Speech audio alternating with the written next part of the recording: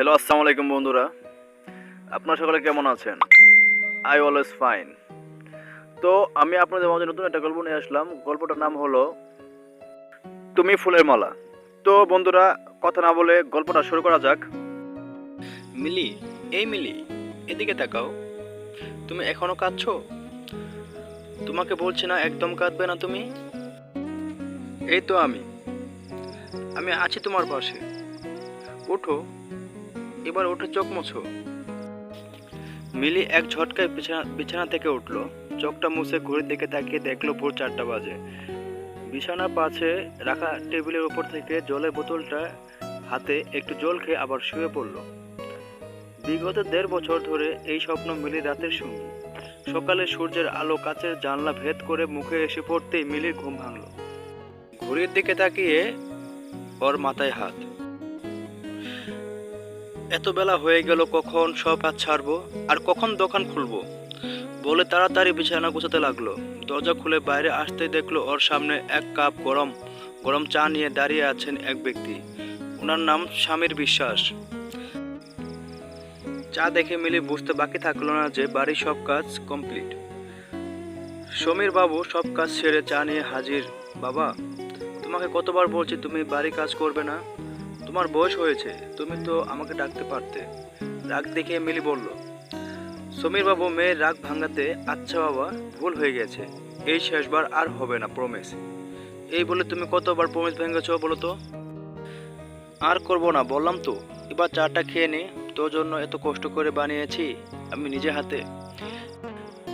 মিলি সমীর বাবুর হাত থেকে চাটা নিয়ে খাওয়ার টেবিলে গিয়ে বসলো। তোমার চা?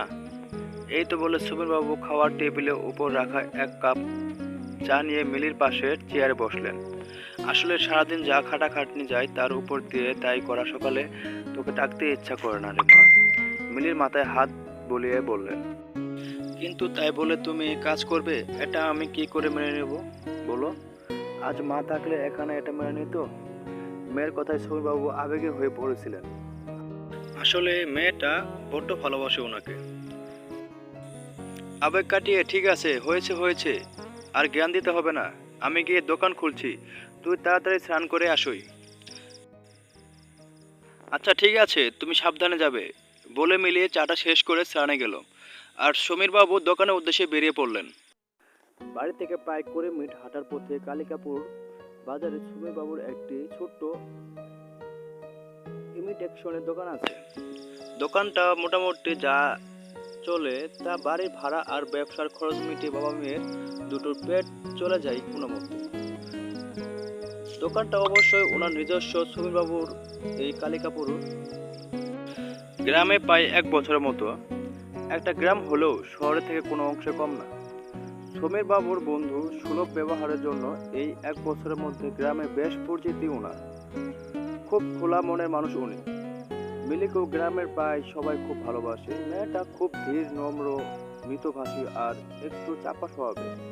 মিলি দেখতে খুব মিষ্টি, বয়সটাও এই 22-23 হবে। গায়ের রং যেন ফেটে পড়ছে। যে একবার দেখে দেখতে থাকে, কিন্তু মিলি কোনোদিন কারো দেখে চোখ তুলে তাকায় না। মিলি তাড়াতাড়ি করে তালা লাগিয়ে বেরোতে যাবে, এমন সময় পিছন থেকে একটি মেয়ের মিষ্টি স্বর শুনে ফিরে তাকাতে দেখলো 1 বছর 15 বা পুচকি মিষ্টি মেয়ে সিঁড়িতে দাঁড়িয়ে আছে। মিলি দিদি, তোমাকে কতবার বলেছি না এত হালকা রঙের জামা তুমি পরবে না, সব সময় তুমি হালকা রঙের জামা পরো, আমার একদম ভালো লাগে না। আমার যে ডিপ রঙের জামা নেই, আর সব থেকে বড় কথা, আমি হালকা রঙের জামা পরতে ভালোবাসি, তাই পরি। একটু চুপ থেকে তুমি কি কিছু বলবে রিনি? একটু আদর করে, তাহলে দুপুরে বাড়ি ফিরে শুনবো, ঠিক আছে? এখন টাটা রনি। বলতেই তো আসলাম, কিন্তু তোমার তো দেখি ভুলে গেছি। ঠিক আছে টাটা বলে রিনি উপরে চলে গেল। কালিকাপুর গ্রামের সব থেকে নামকরা ব্যবসায়ী স্ত্রী কমল কৃষ্ণ মল্লিক বাবুর বাড়িতে মিলিরা ভাড়া থাকে। আর রনি হলো মল্লিক বাবুর মেয়ে।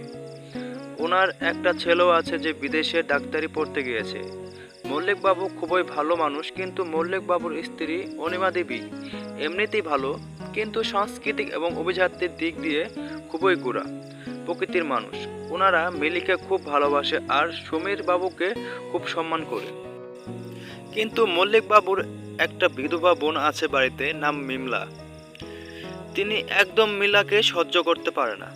মিলির ওই স্নিগ্ধ সরলতার মধ্যে তিনি দোষ দুটি খুঁজে বের করেন।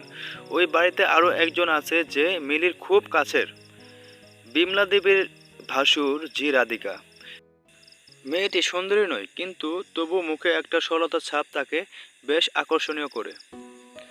মিলির সাথে তার খুব সখ্যতা গড়ে উঠেছে এক এক বছরে। দুজনে প্রায় সমবয়সী হবে। হ্যালো বন্ধুরা, অবশ্যই গল্পটি কেমন লাগলো লাইক, কমেন্ট অ্যান্ড সাবস্ক্রাইব এর মাধ্যমে জানাবেন।